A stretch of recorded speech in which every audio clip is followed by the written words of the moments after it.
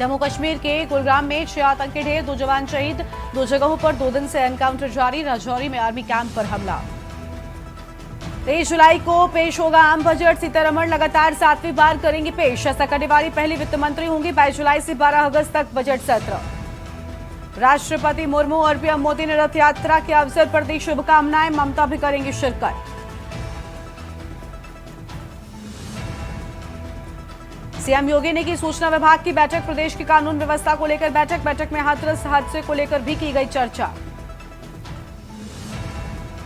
हाथरस हादसे को लेकर राहुल गांधी ने सीएम योगी को लिखा पत्र। मुआवजा बढ़ाने का किया आग्रह।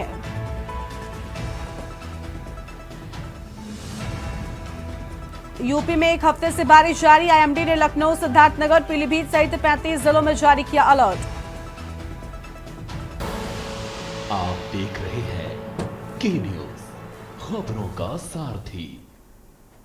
नमस्कार, देश की बात में आप सभी का स्वागत है। मैं हूं आपके साथ गरिमा वाजपेयी। अहम खबर से बुलेटिन की शुरुआत कर लेते हैं। भिंड से खबर आपको हम बताते हैं, जहां पर प्रधानमंत्री आवास योजना के मकान का छज्जा गिरा। घर के बाहर खड़े 4 लोग गंभीर रूप से घायल हो गए हैं। लगातार भिंड जिले में रुक रुक कर हो रही बारिश, महिला समेत अन्य 4 लोग घायल हो गए हैं। सभी घायलों को ग्वालियर के लिए रेफर कर दिया गया है। गोहद कस्बे के वार्ड क्रमांक 10 की घटना है। घटना के बाद मची अफरा तफरी। मौके पर पहुंची गोहद थाना पुलिस।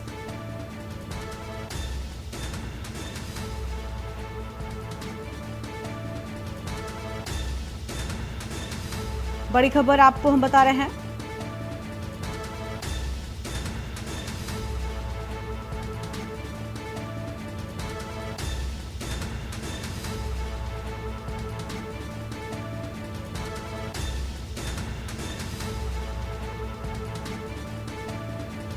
अहम जानकारी आपको हम बता रहे हैं। भिंड से खबर, प्रधानमंत्री आवास योजना के मकान का गिरा छज्जा।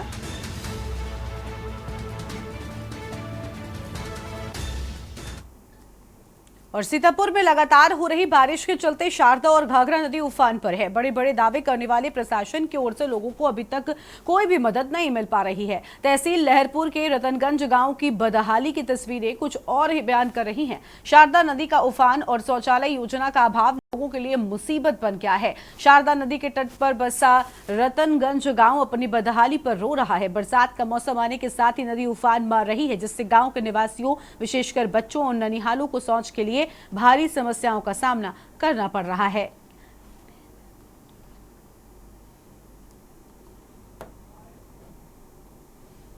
अरे दिक्कत का लैट्रिन नहीं है। जो जाते हैं बच्चे तो बच्चे ने पकड़ के दांते में लैट्रिन कराओ होते हैं। तो नदी के किनारे पर आपका गांव है, बारिश का मौसम है, तो ऐसे में आप लोग जो है टॉयलेट का कैसे इंतजाम करते हैं, कहाँ जाते हैं करने के लिए? अरे जाते का वे बोरी पे करते हैं, पकड़ के कराते हैं। बच्चे का हमारे लेटरिन नहीं है, राशन कार्ड नहीं है, और जो है रास्ते की प्रॉब्लम है। सब पानी भरा है, बच्चे कहाँ जाएं, सौदा सुलभ लेने में दिक्कत है, दुकान पे जाना भी दिक्कत है। ये सब जो है, और बच्चों को जो है किनारे में हगाते हैं, लेटरिन करवाते हैं। पकड़ आगे बढ़ते हैं खबरों की ओर। अगली खबर गाजीपुर से है, जहां पर पुलिस ने मुख्तार अंसारी के भाई के घर से हत्या के आरोपी को गिरफ्तार किया है। गिरफ्तार बदमाश शाहिद उर्फ कुर्बान मनोज राय हत्याकांड का आरोपी है, जिसे पुलिस ने मुख्तार अंसारी के चचेरे भाई मंसूर अंसारी के घर से गिरफ्तार किया। शाहिद और मंसूर अंसारी दोनों मुख्तार अंसारी गैंग 1991 के सक्रिय सदस्य हैं। मंसूर अंसारी अभी फरार चल रहा है, जबकि पुलिस उसकी तलाश में जुटी हुई है। गिरफ्तार शाहिद के खिलाफ कोर्ट ने 82 सीआरपीसी की नोटिस जारी की थी, लेकिन वो कोर्ट या पुलिस के समक्ष पेश नहीं हुआ। शाहिद पर पुलिस ने 25,000 का इनाम भी घोषित कर रखा था। शाहिद की तलाश में जुटी पुलिस ने मुख्तार अंसारी के चचेरे भाई मंसूर अंसारी के मोहम्मदाबाद थाना क्षेत्र के मोहम्मदाबाद कस्बा स्थित घर पर छापा मारकर हत्यारोपी शाहिद को गिरफ्तार कर लिया है।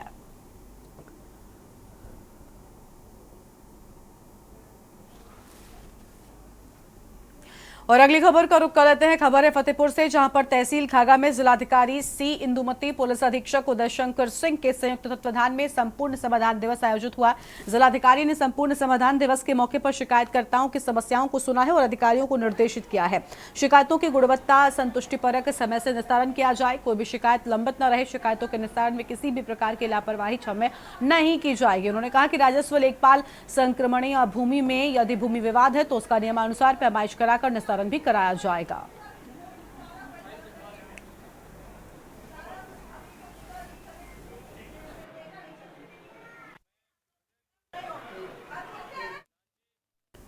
अगली खबर जालौन से है, जहां पर ग्राम मोहम्मदाबाद निवासी देवी पत्नी बलराम परसों शाम 6 बजे गायब थी।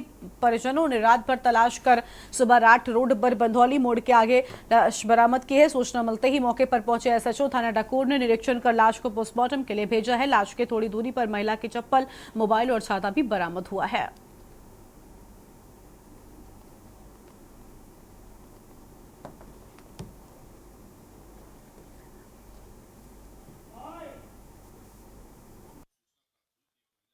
करीब 35 वर्ष है।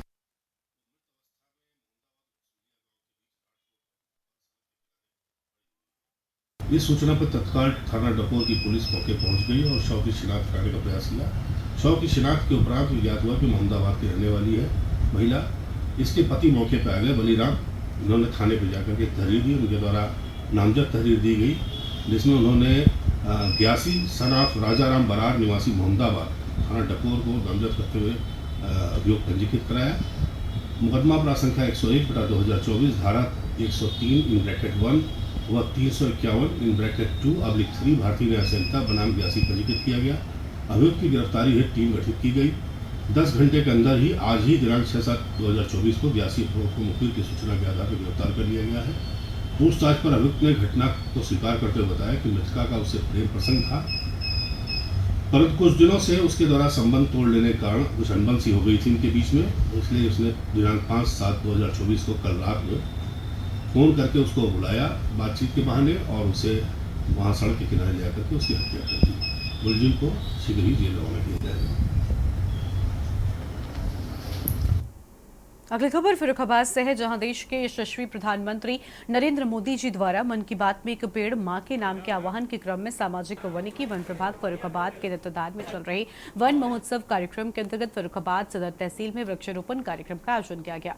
शुभारंभ मुख्य अतिथि कानपुर मंडल कानपुर के मंडलायुक्त अमित गुप्ता द्वारा तहसील परिसर में मॉलछरी का पौधा रोपित कर किया गया। कार्यक्रम के दौरान विशिष्ट अतिथि फर्रुखाबाद के जिलाधिकारी डॉक्टर वीके सिंह, प्रभाग ज्ञान निदेशक डॉक्टर हेमंत कुमार सेठ, एसडीएम सदर गजराज सिंह यादव, उप प्रभाग ज्ञान निदेशक ओम प्रकाश व क्षेत्रीय अधिकारी रत्नेश कुमार द्वारा पौधारोपण कर वहां पर बड़ी संख्या में मौजूद लोगों को वृक्ष लगाने एवं पर्यावरण को सुरक्षित रखने के लिए जागरूक करते हुए प्रत्येक व्यक्ति को एक वृक्ष लगाने एवं उसका संरक्षण करने हेतु प्रेरित किया गया है।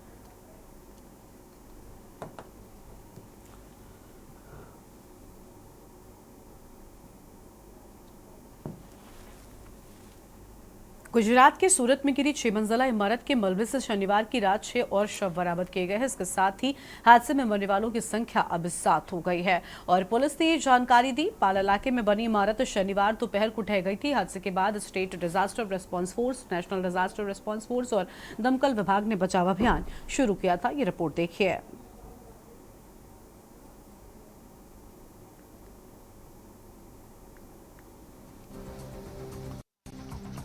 गुजरात के सूरत में गिरी 6 मंजिला इमारत के मलबे से शनिवार रात 6 और शव बरामद किए गए।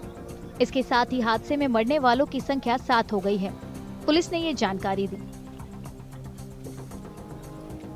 पाल इलाके में बनी इमारत शनिवार दोपहर को ढह गई थी। हादसे के बाद state disaster response force, national disaster response force और दमकल विभाग ने बचाव अभियान शुरू किया। आप देख सकते हैं लगभग सारी जितनी लेटेस्ट मशीनें हैं और सारी एजेंसीज हैं, एनडीआरएफ, एसडीआरएफ, कॉर्पोरेशन की टीम, बाकी जो एक्सपर्ट्स हैं जिनके पास अच्छे ऐसे इक्विपमेंट्स हैं जिससे लोगों की जान बचाई सके, सभी प्रकार के इंस्ट्रूमेंट और एक्सपर्ट लोग लगे हुए हैं। जो रेस्क्यू ऑपरेशन है वो अभी तक जारी है। सारी लेटेस्ट मशीनरीज और सारी टीम के कोऑर्डिनेशन में रेस्क्यू ऑपरेशन चल रहा है। प्रशासन के मुताबिक ये इमारत 2016-17 में बनी थी। इसमें 30 फ्लैट थे। हादसे के समय 5 फ्लैट में लोग रह रहे थे। सूरत में पिछले कुछ दिनों से भारी बारिश हो रही है।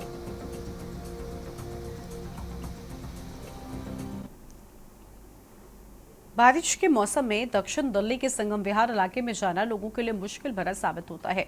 यहाँ सड़कें न होने से गाड़ी चलाना भी मुश्किल होता है। उन्हें कीचड़, गड्ढों और भरे हुए पानी के बीच से गुजरना पड़ता है। ये रिपोर्ट देखिए। दिल्ली के संगम विहार इलाके में जाना लोगों के लिए मुश्किल भरा साबित होता है। यहाँ सड़कें न होने से गाड़ी चलाना मुश्किल होता है। उन्हें कीचड़, गड्ढों और भरे हुए पानी के बीच से गुजरना पड़ता है। लोगों का कहना है कि इलाके में हालात कई साल से बदहाल हैं। उनके मुताबिक सीनियर अधिकारी और नेता कई बार संगम विहार आ चुके हैं, लेकिन हालात सुधारने के लिए कोई काम नहीं किया गया। 2-3 महीने से मैं काम कर रहा हूँ यहाँ पे, मैं डेली आता जाता रहता हूँ, बट यहाँ पे मेरे को कोई दिक्कत ही दिक्कत है। स्कूल के बच्चे छुट्टी होती है, यहाँ इतना ट्रैफिक होता है, सब कुछ होता है, पब्लिक को दिक्कत होती है। आप देख सकते हो ये रोड है, ये पीपल चौक को तिगड़ी को एक ही रोड है जोड़ने वाला, जो ये रोड जोड़ता है, बल्कि यहाँ पे कोई सुरक्षा नहीं है, कोई कुछ भी नहीं है। बच्चे आते हैं, गिरते हैं, एक के ऊपर एक बच्चा चढ़ता रहता है, जाता रहता है। क्या करे, इसका कोई विधायक है, नेता है, दौरा करते हैं, उनको कुछ समझ में नहीं आते, चले जाते हैं चुपचाप एकदम। रोड के हालात ऐसे ही है। यहाँ पे बच्चे जब भी छुट्टी होती है यहाँ पे स्कूल ये बगल में, यहाँ पे जब भी छुट्टी होती है और जब भी बच्चे जाते हैं, यहाँ पे कीचड़ इतनी हो जाती है कि यहाँ पे फिसल के गिरते हैं, ड्रेसें ख़राब हो जाती है उनके, और यहाँ पे गाड़ी इतनी आती है कि गाड़ी से भी स्लिप कर देती है यहाँ पे गाड़ी, क्योंकि हल्की सी भी थोड़ी सी स्पीड में चल रही होती है तो गाड़ी यहाँ पे स्लिप हो जाती है। और यहाँ पे अभी कुछ टाइम पहले ही मुख्य सचिव का यहाँ पे दौरा हुआ था, उसके साथ काफ़ी सारे अधिकारी आए थे, लेकिन उसके बाद भी यहाँ पे जो हालात है वो वैसे ही देखने को मिल रहे हैं। अभी भी कोई सुधार नहीं आया जरा सा भी। लोगों का कहना है कि गर्मियों की छुट्टियों के बाद स्कूल खुलने की वजह से सड़क पर ट्रैफिक बढ़ गया है, जिससे लोगों की मुश्किलें भी बढ़ी हैं। सब लोग आ चुके हैं, देख चुके हैं, लेकिन होता कुछ नहीं है, ये बस ऐसे ही काम पड़ा हुआ है अधूरा। कितनी दिक्कतें होती हैं? दिक्कतें बहुत हैं। अब वैसे तो कम दिक्कतें चलो झेल रहे थे सब लोग, कोई बात नहीं है, लेकिन अब स्कूल खुल चुके हैं तो बच्चों को ज़्यादा परेशानी होती है। बच्चे गिरते हैं, पर छोटे छोटे बच्चे हैं, जाते हैं, दिक्कत होती है ज़्यादा। तो बारिश भी हो रही है, बारिश भी हो रही है, अब तो जब पानी भर जाएगा तो और ज़्यादा दिक्कत होगी। ट्रक फंस जाते हैं इसमें, कई बार तो जाम लग जाता है। अरे ये तो बहुत काफ़ी टाइम हो गया ऐसी कीचड़ कौन इसमें वो करेगा। कितनी दिक्कतें होती है आने जाने में? बहुत, देखना क्या हाल हो रहा है इधर, काफ़ी हो रहा है। अभी बच्चे को लेके आ रही हैं आप स्कूल से, कितनी दिक्कतें होती हैं? अभी लेके आए, पूरा बच्चा सन के वो हो गया। लोगों के मुताबिक बारिश के मौसम में जगह जगह पानी भरने से बीमारियों का खतरा बढ़ जाता है। उन्होंने अधिकारियों से जल्द मुश्किल का हल निकालने की अपील की है।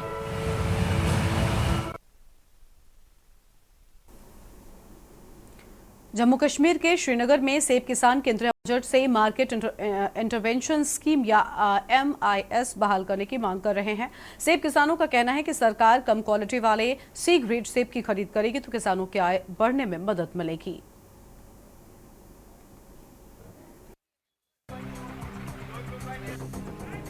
जम्मू कश्मीर के श्रीनगर में सेब किसान केंद्रीय बजट से मार्केट इंटरवेंशन स्कीम या MIS बहाल करने की मांग कर रहे हैं।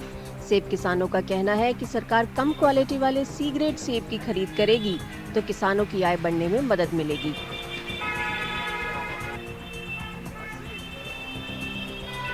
अभी जो हमारे पास जो पहले होती थी MSI एक स्कीम होती थी, जिसमें से C ग्रेड एप्पल गवर्नमेंट लेके ग्रोवर से लेके तो उसको जूस वूस कंटेंट में करते थे, तो फार्मर्स का इनकम इम्प्रूव होता था। वो C ग्रेड लेने से उनके पास क्वालिटी अच्छी होती थी, वो बाहर मार्केटों में बेचते थे तो उनको अच्छा प्राइस मिलता था। पिछले 8-10 साल से तो वो स्कीम इम्प्लीमेंट नहीं है। पहले हमारे रिक्वेस्ट है गवर्नमेंट से कि उसको भी इम्प्लीमेंट करे, बजट में उसके लिए फंड्स अलॉट करे तो वो मसला हल हो जाए। फल व्यापारियों ने सरकार से GST की दरें भी कम करने की अपील की है। उनका कहना है कि इससे सेब और दूसरे फलों की कीमत बढ़ गई है, जिससे उनकी मांग कम हो गई है। फ्रूट इस टाइम मंडी में ही महंगा है, GST लगा हुआ है, क्या करेगा गरीब आदमी। जिसको किलो लेना था वो आधा ही किलो लेता है। महंगाई बढ़ गई, GST लग गया, अब गरीब आदमी का गुजारा नहीं है खाने का। पहले GST अगर नहीं था उस टाइम हमारा काम धंधा ठीक था, जब से GST लागू हुआ तब से हमारा काम धंधा भी चौपट हो गया। सेब उद्योग से जुड़े लोगों को उम्मीद है कि वित्त मंत्री निर्मला सीतारामन उनकी चिंताओं पर गौर करेंगी और बजट में उनके व्यापारिक हितों के लिए जरूरी कदम उठाएंगी।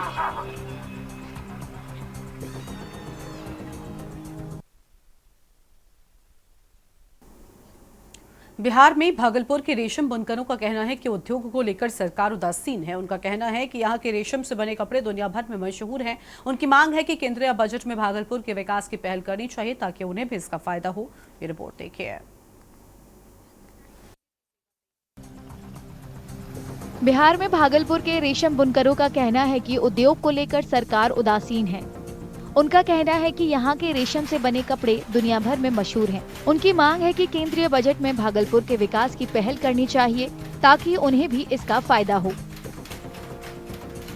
उम्मीद तो हमेशा लगा के रहते हैं और भागलपुर जो शहर है वो रेशमी शहर जो है वो सिर्फ बिहार में देश की बल्कि पूरे दुनिया में जो है सिल्क रेशमी शहर के नाम से मशहूर है, लेकिन सरकार भागलपुर को उतना ही अपेक्षित करके रखती है। हम लोगों ने पहले भी बजट में ये कहा है कि भाई अब भागलपुर को आप हल्के में नहीं लीजिए, चूँकि वहाँ एक छोटा सा उद्योग नहीं है वहाँ, क्योंकि जो रेशम बनता वो पूरा दुनिया उसको लायक करती है। तो सरकार को भी एक विशेष पैकेज के हिसाब से जो है भागलपुर को डेवलप करना चाहिए। बुनकरों का कहना है कि कच्चे माल की कीमत काफी बढ़ गई है। सरकार को बिचौलियों को खत्म करने के अलावा उनके बनाए कपड़ों की सही कीमत तय करनी चाहिए। बिचौलिए अपने हिसाब से धागा का मूल्य तय करते हैं और हमसे कम रेट में कपड़ा लेते हैं और अपना मुनाफा वो कमाते हैं। तो अगर बजट पेश हो और सरकार थोड़ा ध्यान दे तो बिचौलियों का समापन हो और बुनकरों को उचित मूल्य मिले और धागे उचित मूल्य पर मिले। ये सब चीज़ की उम्मीद है, देखिए इस बार क्या होता है।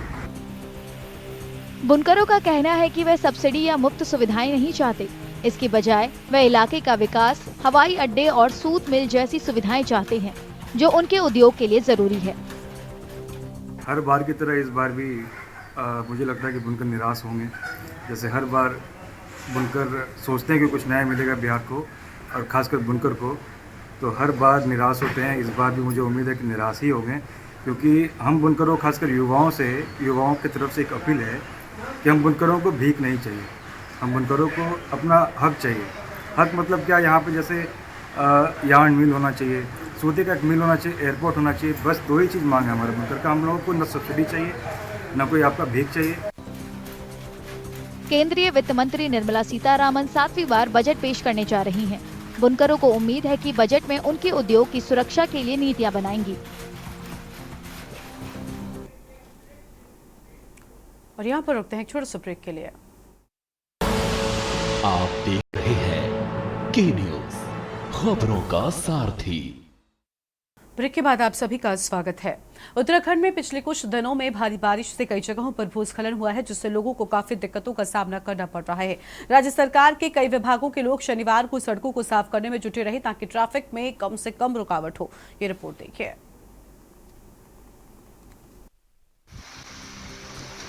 उत्तराखंड में पिछले कुछ दिनों में भारी बारिश से कई जगहों पर भूस्खलन हुआ है, जिससे लोगों को काफी मुश्किलों का सामना करना पड़ रहा है। राज्य सरकार के कई विभागों के लोग शनिवार को सड़कों को साफ करने में जुटे रहे ताकि ट्रैफिक में कम से कम रुकावट आए। निश्चित रूप से जो बारिश हुई है उससे जो सामान्य जीवन है वो प्रभावित हुआ है। कुछ जगहों पे सड़कें बंद हुई थी जो कि लगातार खुलवाई भी जा रही हैं। इस समय की अगर मैं स्थिति का आपको बताऊं तो नेशनल हाईवे हमारे सारे खुले हुए हैं और स्टेट हाईवे भी खुले हुए हैं सारे।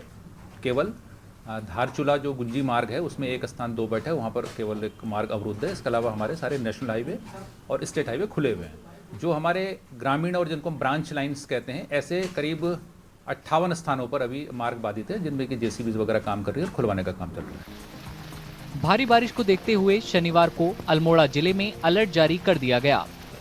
अलर्ट भी हमारे डिस्ट्रिक्ट एरिया में आ रखा है, जिसको लेके मेरे द्वारा ये जो संबंधित जितने थाने हैं, फायर स्टेशन है, इवन जो एसडीआर को उनको अलर्ट रखा गया है और किसी भी परिस्थिति में तैयार रहने के लिए तथा साथ में जितने उपकरण हैं उनको ठीक अवस्था में रखने के लिए पूर्ण रूप से सबको निर्देशित भी कर दिया। रुद्रप्रयाग जिले में शुक्रवार को भूस्खलन के मलबे ने एक पुरानी सुरंग का रास्ता बंद कर दिया। हालांकि किसी के हताहत होने की जानकारी नहीं है। वहीं देहरादून शहर में लगातार रुक कर हो रही भारी बारिश की वजह से कई सड़कें पानी में डूब गई हैं। मौसम विभाग ने उत्तराखंड के कुमाऊं और गढ़वाल दोनों रीजन के लिए शनिवार और रविवार को भारी से बहुत भारी बारिश की चेतावनी जारी की है। अयोध्या में प्रभु राम के दर्शन के साथ साथ अब राम मंदिर परिसर में राम भक्त 500 सालों के पुराने इतिहास को बारीकी से जान सकेंगे। इसको लेकर अब राम मंदिर परिसर में ही एक म्यूजियम का निर्माण किया जाएगा। इस म्यूजियम में रामायण कालीन वस्तुओं को साथ साथ मंदिर की खुदाई में मिली अहम चीजों को भी रखा जाएगा। इतना ही नहीं, 500 सालों का जो इतिहास है उस इतिहास के बारे में भी आगामी युवा पीढ़ी यहाँ पर जान सकेंगे और इन सब चीजों को यहाँ पर संरक्षित किया जाएगा। पूरे राम मंदिर ट्रस्ट ने ऐलान कर दिया है कि निर्माणाधीन रामकथा म्यूजियम अंतर्राष्ट्रीय स्तर का होगा। शनिवार को प्रोजेक्ट की समीक्षा बैठक के बाद ट्रस्ट के महासचिव चंपत राय ने बताया कि म्यूजियम 2 साल में तैयार हो जाएगा।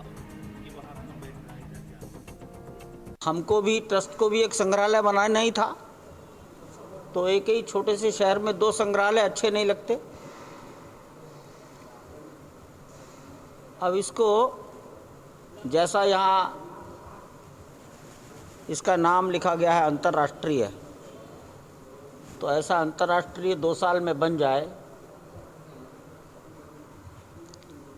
लोकेशन बहुत अच्छी है, बिल्डिंग बहुत मजबूत है, विशाल है,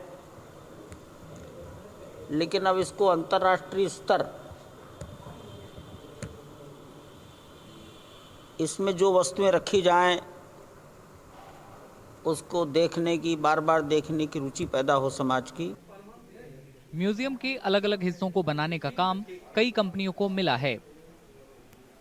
इसका मल्टीपर्पज़ बहुउद्देशीय उपयोग भी हो, इस दृष्टि से इसमें काम चल रहा है। इसमें जो कुछ सिविल वर्क, पुनर्निर्माण या कहिए जीर्णोद्धार, वो उत्तर प्रदेश राजकीय निर्माण निगम करेगा और उनके कार्यों की देखभाल इंजीनियर्स इंडिया लिमिटेड भारत सरकार की संस्था करेगी। ट्रस्ट के मुताबिक रामकथा म्यूजियम में कई कलाकृति पेश की जाएंगी। इनके बारे में ट्रस्ट का दावा है कि वे उस स्थान से मिली हैं जहां नया राम मंदिर बना है।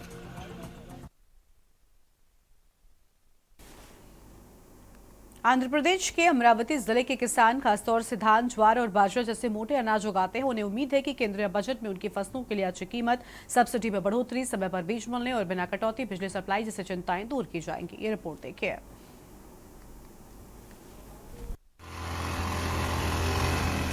आंध्र प्रदेश के अमरावती जिले के किसान खास तौर से धान, ज्वार और बाजरा जैसे मोटे अनाज उगाते हैं। उन्हें उम्मीद है कि केंद्रीय बजट में उनकी फसलों के लिए अच्छी कीमत, सब्सिडी में बढ़ोतरी, समय पर बीज मिलने और बिना कटौती बिजली सप्लाई जैसी चिंताएं दूर की जाएंगी। మాకు సకాలంలో మందు కట్టలు అందిస్తే మేము సకాలంగా పంటలు పండించగలం, మాకు సకాలంగా అన్ని సౌకర్యాలు ఉంటే మేము అన్నీ చేయగలం। దాని మూలాన మీకు మా సబ్సిడీ మాకు అందిస్తే మేము ఏదైనా చేయగలం। విత్తనాలైనా ఏదైనా మాకు సబ్సిడీగా మాకు అందియగలిగితే మేము ఏదైనా చేయగలం। किसान को बागवानी फसलों पर फिलहाल सब्सिडी नहीं मिल रही है।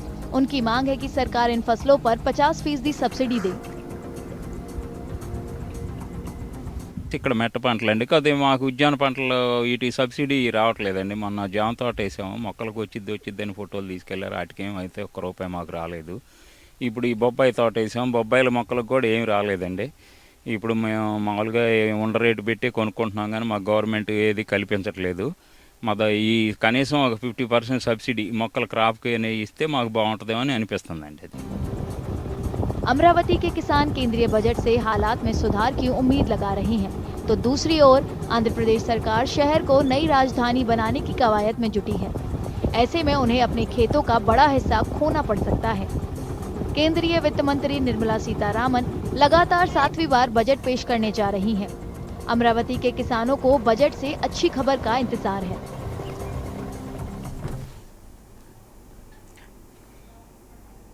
मानसून की दस्तक से बारिश ने गर्मी से राहत जरूर दे दी है, लेकिन उत्तर प्रदेश के श्रावस्ती में सब्जियों के दाम बढ़ा दिए हैं। दुकानदारों का कहना है कि इलाके के कई हिस्सों में भारी बारिश की वजह से फसल को नुकसान हुआ, जिससे सब्जियों की सप्लाई में कमी आई है।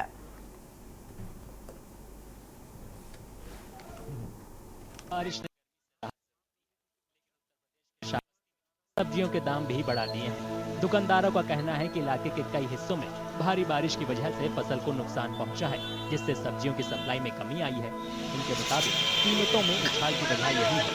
आमद कम और डिमांड ज़्यादा है, इस वजह से महंगा है। पुरानी फसल खत्म हो गई, नई फसल आई, इस वजह से थोड़ा महंगा पड़ता है, ज़्यादा पड़ रहा है। थोड़ा सा बहुत ज़्यादा महंगा, 100 रुपये किलो। सस्ता क्या है? सस्ता कद्दू और कटहल, जो लोग ज़्यादा पसंद करते हैं खरीदने की सारी सब्जियों की तुलना में कद्दू और कटहल सस्ते पड़ते हैं। श्रावस्ती के लोगों का कहना है कि टमाटर के दाम 100 रुपए के पार पहुंच गए हैं, जबकि प्याज जैसी सब्जियों की कीमत लगातार बढ़ रही है। ऐसे में वे या तो कम या फिर दूसरी सब्जियां खरीदने को मजबूर हैं। लेना तो टमाटर था, लेकिन टमाटर महंगा, 100 रुपया किलो नहीं लिए। कटहल, लौकी और भिंडी ले जो सस्ती पाए उससे। बस महंगाई है, महंगाई की वजह टमाटर हमने ले लिया। आए थे टमाटर लेने। कितना लेने आए थे? 5 किलो। अब कितना लिए हैं?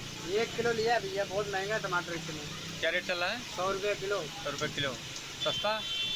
सस्ता कटहल है, कटहल 30 रुपये किलो। सब्जी ले, सब्जी में क्या लेने आए थे? टमाटर। क्या रेट है टमाटर? 100 रुपये किलो। तो कौन सी सब्जी लेकर जा रहे हैं? कटहल। क्या रेट है? 30 रुपये किलो। तो मतलब टमाटर से कटहल सस्ता है? हाँ, कटहल सस्ता है। सब्जी दुकानदारों और लोगों को उम्मीद है कि मानसून के आगे बढ़ने के साथ ही हालात में सुधार होगा और सब्जियों के दाम कम होंगे।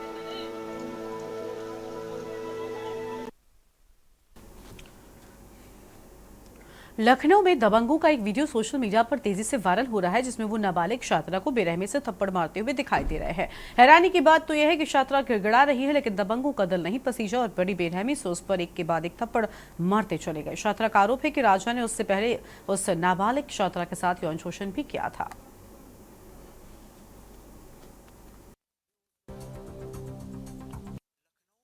नगर इलाके में विशाल खंड 3 में पूर्व IRS सुधाकर तिवारी के मकान में लखीमपुर जिले के धौरारा निवासी 17 वर्षीय किशोरी कुछ समय पहले ही रहने अपने घर से आई थी। 17 वर्षीय छात्रा लखनऊ में UPSC की तैयारी करने का सपना लेकर आई थी और उसने गोमती नगर के ही पत्रकारपुरम इलाके में इंग्लिश स्पीकिंग कोर्स सीखने के लिए ब्रिटिश एकेडमी ज्वाइन की थी। लेकिन बीते 12 जून को रात 9 बजे राजा प्रबल प्रताप सिंह का नाम का दबंग अपने साथियों के साथ उसके घर में आ घुसा और नाबालिग से गाली गलौज करते हुए उस पर एक के बाद एक थप्पड़ बरसाए और घर से निकल जाने को कहा।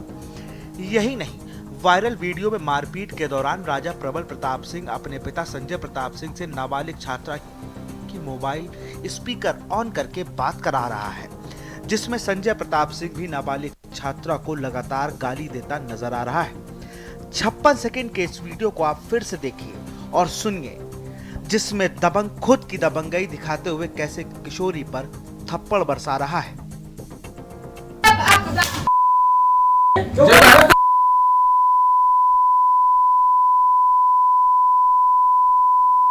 बहस करेगी इससे? निकल, उठ, निकल। मैंने क्या गलत कहा? अभी 3 थप्पड़ और मारूंगा, एक तो पे 3 थप्पड़ मारूंगा। पीड़ित छात्र ने थाने में शिकायत दर्ज कराई तो पुलिस ने अगले दिन यानी 13 जून की देर रात राजा प्रबल प्रताप सिंह और उसके पिता संजय प्रताप सिंह समेत उसके अन्य साथीगण के खिलाफ IPC की धारा 323, 354, 354 खा, 427, 452, 504, 506 व पॉस्को एक्ट 7/8 के तहत FIR दर्ज कराई थी। लेकिन 23 दिन बीत जाने के बाद भी कोई कार्रवाई नहीं हुई। पीड़िता का आरोप है कि पुलिस ने 5 दिन तक उसका मेडिकल नहीं करवाया और ना ही थाने बुलाकर उससे पूछताछ की।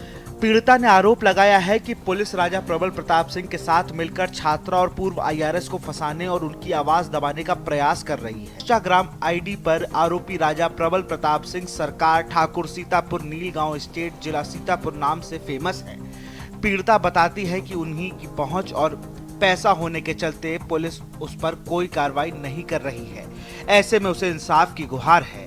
फिलहाल इस घटना के बाद नाबालिग छात्रा लखीमपुर खीरी स्थित अपने घर को चली गई है और फिलहाल डरी सहमी है। Bureau report, Lucknow. और देश की बात में फिलहाल इतना ही। आप देखते रहिए न्यूज़ इंडिया। नमस्कार। आप देख रहे हैं के न्यूज़, खबरों का सारथी।